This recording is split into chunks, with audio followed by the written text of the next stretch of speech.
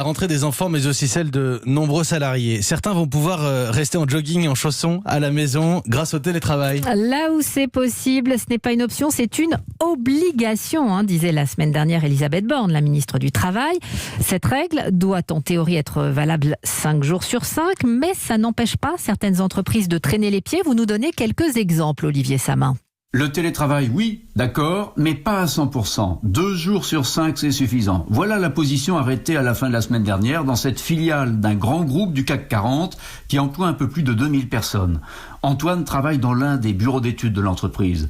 Il a demandé à ses supérieurs de passer à 5 jours par semaine, mais il s'est vu opposer un refus. Au-delà de 2 jours, lui a-t-on dit, on te décomptera des congés. L'argument principal qui est avancé, c'est le fait que les dirigeants estiment que les collaborateurs sont plus productifs sur le lieu de travail qu'en télétravail.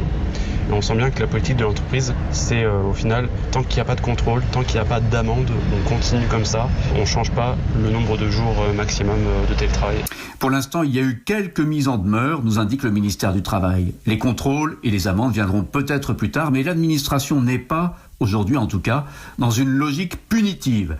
La priorité, ajoute le ministère, c'est de conseiller et d'accompagner les entreprises dans la mise en œuvre du protocole sanitaire. Toutes ces mesures économiques et sanitaires, elles sont liées à une situation catastrophique dans nos hôpitaux. Rappelons-le, le seuil des 3500 malades en réanimation est désormais franchi. 289 nouvelles admissions en 24 heures.